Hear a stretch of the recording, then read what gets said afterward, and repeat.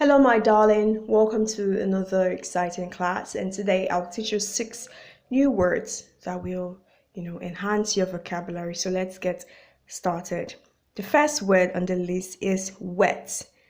It is pronounced wet. The H is silent. The H is not there when you're pronouncing it. And it means to sharpen.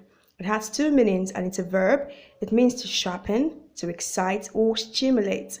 So when you want to sharpen your pencil, instead of saying, Mommy, please sharpen my pencil, you could say, Mommy, please wet my pencil. The next word is excite. The next meaning of wet is excite. Okay? The second word there is calamity. Calamity is a noun and it is a great disaster. It's a problem. It's a catastrophe. It's something terrible and horrible. Terrific and horrific. It's not something we like. For example, earthquakes, the floods, those are calamities.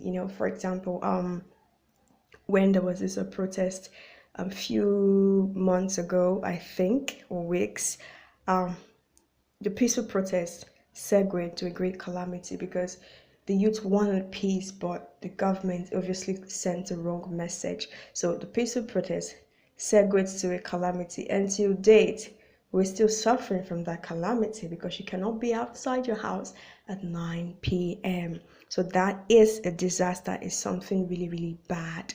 The next word is encore. Encore is a noun and it's a repeated performance demanded by an audience. For example, you're celebrating your 10th year birthday and your daddy invites your favorite artist to perform on that big day. So perhaps you loved him so much and next year, 11th year birthday, you tell your father, Daddy, please, I want this artist because he made me feel so special last year. So what you just did was an encore because it was a repeated performance demanded by you because you loved this artist. So I'm going to make a sentence. Encore, encore. The audience cheered at the artist because they liked him, obviously. The next word is flagrant. Flagrant is an adjective and it means something that is obviously offensive, conspicuously bad, that is really bad. For example, scandalous, shocking, outrageous. These things are, it's not a good act. It's really bad and everyone knows it is bad. Example, the government displayed a flagrant attitude by shooting the unarmed civilians. The government displayed flagrant attitude by shooting at the unarmed civilians. So it was something that is flagrant, it's something that everybody knows this is wrong. It is bad. That is the meaning of flagrant. That is obviously bad, obviously wrong, obviously not moral.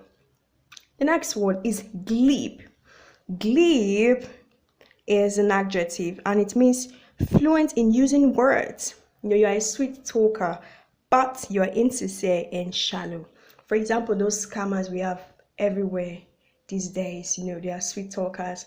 Invest in my business, give me 5,000, you make 50,000 at the end of the week. Give me 10,000, you make 100,000 at the end of the week. Even when you don't want to do it, but because of how they approached you, because of their approach, how they talk to you, you're carried away. So those people they are being glib at that time. So they are sweet talkers. They are just trying to get to you, but they are not to be trusted. They are insincere.